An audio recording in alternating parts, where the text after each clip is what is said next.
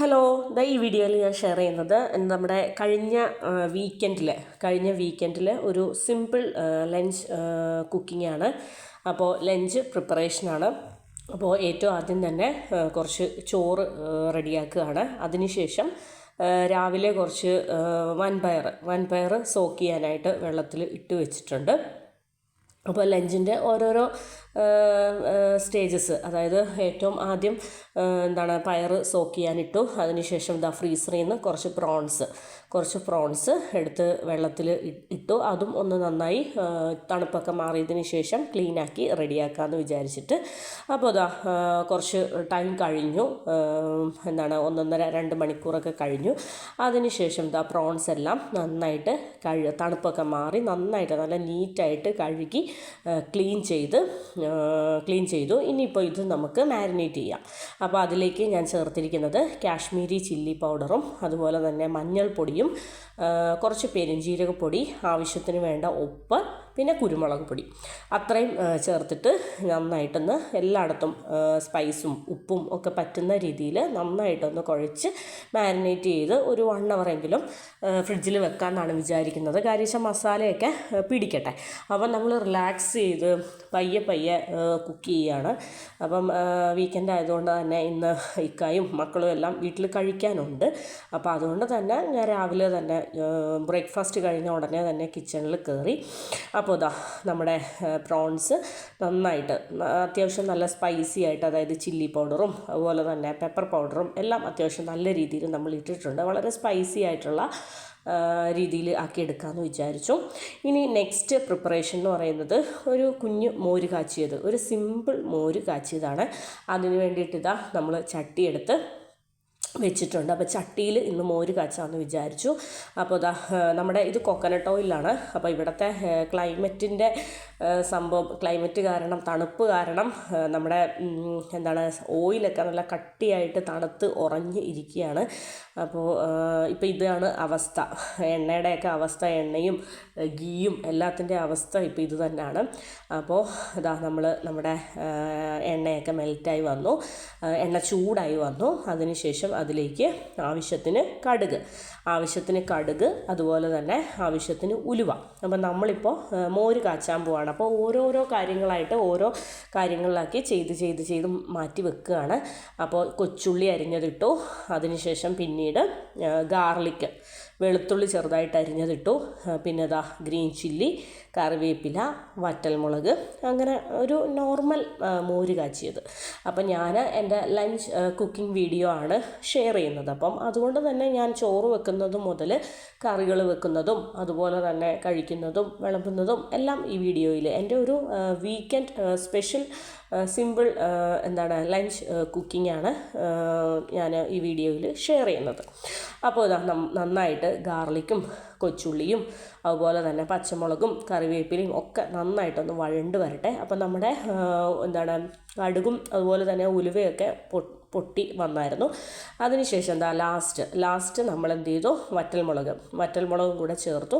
അപ്പോൾ ആ ഒരു മോര് കാച്ചുമ്പോഴത്തേനും ആ ഒരു ഉള്ളിയും അതുപോലെ തന്നെ വെളുത്തുള്ളിയൊക്കെ ഒന്ന് മൊരിയുന്നതാണ് ടേസ്റ്റ് എന്ന് പറയുന്നത്.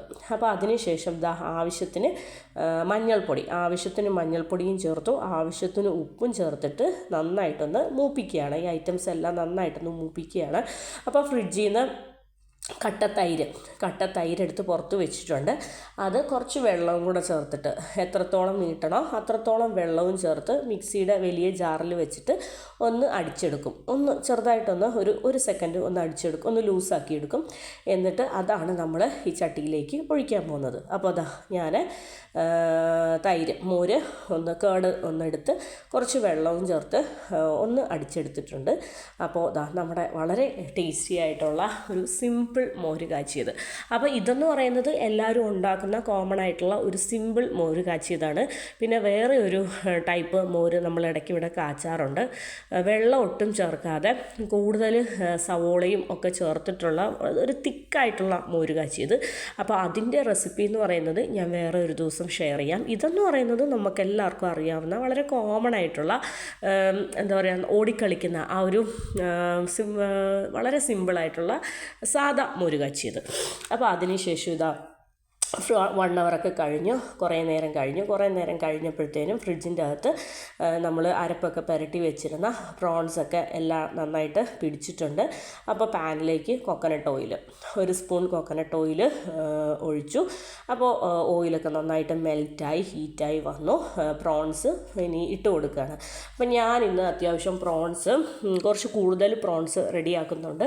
എന്നാന്ന് വെച്ചാൽ ഒന്ന് ചോറിന് പ്രോൺസ് ഫ്രൈ കഴിക്കാനും, പിന്നെ വേറെ ഒന്നെന്ന് പറയുന്നത് പ്രോൺസ് റൈസായിട്ട്. അപ്പം സാറയ്ക്ക് ഈ പ്രോൺസ് ഫ്രൈ ചെയ്യുന്ന ദിവസങ്ങളിൽ കൊച്ചിന് പ്രോൺസ് റൈസാണ് ഇഷ്ടം. അപ്പം ഈ ഒരു പ്രോൺസ് നമ്മൾ ഫ്രൈ ചെയ്ത പാനിലേക്ക് അവൾക്ക് വേണ്ടിയിട്ടുള്ള അവളുടെ ക്വാണ്ടിറ്റിയിലുള്ള ചോറ് കുറച്ച് ചോറ് നന്നായിട്ട് ഈ ഒരു കോക്കനട്ട് ഓയിലിൽ നമ്മളൊന്ന് പുരട്ടി എടുത്തിട്ട് അത് വാരി കൊടുക്കും.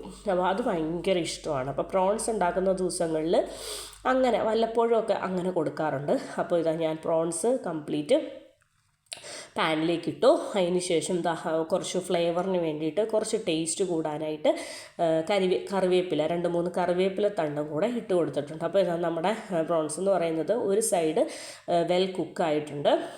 അതിന് ശേഷം അപ്പുറത്തെ സൈഡും കൂടി ഒന്ന് ഇട്ട് കൊടുക്കുകയാണ്. നമ്മൾ പ്രോൺസ് ഫ്രൈ ചെയ്യുമ്പോഴത്തേനും പ്രത്യേകിച്ച് ശ്രദ്ധിക്കേണ്ട ഒരു കാര്യമുണ്ട്, ഓവർ കുക്കായി പോകരുത്.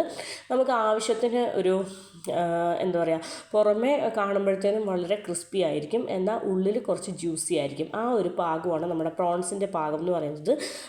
ഓവറായിട്ട് കുക്കായി പോവുകയാണെങ്കിൽ റബ്ബർ പോലെ ആയിപ്പോവും, റബ്ബറിഷ് ഫോം ആയിപ്പോവും. നമുക്ക് ഉള്ളിൽ ആ ജ്യൂസ്നെസ് ഒക്കെ പോയിട്ട് നമുക്ക് ടേസ്റ്റ് ഒന്നും കിട്ടാത്ത രീതിയിലാവും. ഇതെന്ന് പറയുന്നത് സാറയ്ക്ക് വേണ്ടി മാത്രമല്ല കേട്ടോ. ഞാൻ പ്രോൺസ് ഫ്രൈ ചെയ്ത ആ പാനിലേക്ക് ഒരു 3-4 സ്പൂൺ ചോറും കൂടി ഇട്ടിട്ട് ഒന്ന് പുരട്ടിയെടുക്കുകയാണ്. ഭയങ്കര ടേസ്റ്റാണ്. നമ്മൾ നോർമലി പ്രോൺസും കൂട്ടി ചോറുണ്ണുന്നതിലും ടേസ്റ്റാണ് ആ പ്രോൺസ് പൊരിച്ച ആ ഒരു പാനിലേക്ക് ചോറിട്ടിട്ട് അതൊന്ന് പുരട്ടിയെടുത്ത് കഴിക്കുക. അപ്പോൾ ആ റൈസിലേക്ക് ഞാൻ കുറച്ച് പ്രോൺസും കൂടി ഇട്ടിട്ട് അതും കൂടെ ചേർത്തിട്ട് കഴിക്കുകയാണ്. അപ്പം ഇത് പ്രോൺസ് റെഡിയാക്കി കുക്ക് ചെയ്ത ഉടനെ തന്നെ ഞാൻ ഇത് ചൂടോടുകൂടി, അതിൻ്റെ ചൂടൊന്നും പോവാതെ ചൂടോട് കൂടിയിട്ട് റെഡിയാക്കി മോൾക്കും കൊടുത്തു. ഞാനും ഒന്ന് കഴിച്ച് ടേസ്റ്റൊക്കെ നോക്കി കഴിക്കുകയാണ്. അപ്പോൾ അതിനുശേഷം ഇത് ടേബിളിൽ വന്ന് സെറ്റ് ചെയ്തു ഒന്ന് കഴിച്ച് പോയതിന് ശേഷം ബാക്കി ഇനിയും കിച്ചണിൽ കുക്കിംഗ് ഇനിയും എനിക്ക് ചെയ്യാനുണ്ട്. ഞാൻ കുക്കിങ്ങിൻ്റെ ഇടയിൽ ഓടി വന്ന് ഒന്ന് കഴിച്ച് നോക്കുക, ടേസ്റ്റ് നോക്കുക ഒക്കെയാണ്. അപ്പോൾ എനിക്ക് ബാക്കി എൻ്റെ പരിപാടികൾ, എൻ്റെ ബാക്കി എന്തൊക്കെയാണെന്നുള്ളത് കിച്ചണിൽ ബാക്കി പരിപാടികൾ കിടക്കുകയാണ്. അപ്പോൾ എന്താണേലും ഞാൻ ഒന്ന് വിശന്നായിരുന്നു, കാരണം റിലാക്സ് ചെയ്ത് പതിയെ കുക്ക് ചെയ്യുന്നത് കൊണ്ട് തന്നെ ഇന്ന് പിന്നെ കാര്യമായിട്ട് ഇന്ന് ലഞ്ച് കുക്കിംഗ് കാരണം നമ്മൾ ഇടയ്ക്കിടയ്ക്കുള്ള കൊറിക്കലും ഫ്രൂട്ട്സ് കഴിക്കലും ഒന്നും അധികം നടന്നിട്ടില്ല. അപ്പോൾ അതുകൊണ്ട് തന്നെ ഒന്ന് വിശന്നു. അപ്പോൾ ഈ പ്രോൺസ് റൈസ് കഴിച്ച് ആ വിശപ്പൊന്ന് ബാലൻസ് ചെയ്തിട്ടുണ്ട്. അപ്പോൾ അതൊക്കെ കഴിഞ്ഞതിന് ശേഷം നമ്മൾ നെക്സ്റ്റ് പരിപാടി എന്ന് പറയുന്നത് നമ്മുടെ വൻപയർ ഉണ്ടല്ലോ, രാവിലെ സോക്ക് ചെയ്യാൻ വേണ്ടിയിട്ട വൻപയർ, അതൊക്കെ അത്യാവശ്യം നന്നായിട്ട് സോക്കായിട്ടുണ്ട്. അപ്പോൾ അത് കുക്കറിലിട്ട് ഞാൻ കുറച്ച് മഞ്ഞൾപ്പൊടിയും ഉപ്പും ചേർത്തിട്ട് കുക്കറിലിട്ട് കുറച്ച് വിസിലൊക്കെ കേൾപ്പിച്ച് അത് വെൽ കുക്കായിട്ടുണ്ട്. അപ്പോൾ വെള്ളം എന്ന് പറയുന്നത് ആദ്യം വെള്ളം നന്നായിട്ടൊന്ന് വറ്റിച്ചെടുക്കാം. അതിനുശേഷം അരപ്പ് ഒന്ന് ക്രഷ് ചെയ്തിട്ട് ഇതിലേക്ക് ചേർക്കാം. അപ്പം ഞാൻ അരപ്പ് ഉണ്ടാക്കാനായിട്ട് എടുത്തിരിക്കുന്നത് ഒരു പിടി തേങ്ങ എടുത്തു, പിന്നെ 2-3 കൊച്ചുള്ളി, വെളുത്തുള്ളി, കുറച്ച് കൂടുതൽ പച്ചമുളക്, ആവശ്യത്തിന് മഞ്ഞൾപ്പൊടി, ആവശ്യത്തിന് ഉപ്പ്, ഇതൊക്കെയാണ്. ഞാൻ കറിവേപ്പില ഞാൻ അതിലേക്ക് ഇട്ട് ക്രഷ് ചെയ്യുന്നില്ല. കറിവേപ്പില ഞാൻ ഈ വൻപയറിലേക്ക് തന്നെ ഡയറക്റ്റ് ഇട്ട് കൊടുക്കുകയാണ്. അപ്പോൾ അങ്ങനെയാണ് എൻ്റെ ശീലം അങ്ങനെയാണ്. അപ്പം ഇനിയിപ്പോൾ നമ്മുടെ വൻപയർ കുക്കറിലെ വെള്ളത്തോടു കൂടി, ഞാനത് വെള്ളം ഒന്നും മാറ്റിയില്ല. കാര്യം എന്താണെന്ന് വെച്ചാൽ നമ്മൾ വെള്ളമൊക്കെ ഒന്ന് ഇറുത്ത് മാറ്റുമ്പോഴത്തേനും ആ പയറിൻ്റെ ടേസ്റ്റ് കുറയും. ആ ഒരു പയറിൻ്റെ എസൻസ്, ആ ടേസ്റ്റ് എല്ലാം അടങ്ങിയിട്ടുള്ള ആ ഒരു വെള്ളമാണല്ലോ. അപ്പോൾ അത് നമുക്ക് അത് കളഞ്ഞു കഴിഞ്ഞാൽ പയറിൻ്റെ ടേസ്റ്റേ പോകും. അപ്പോൾ അതുകൊണ്ട് തന്നെ ഞാൻ കംപ്ലീറ്റ് വറ്റിച്ച് എടുത്തു.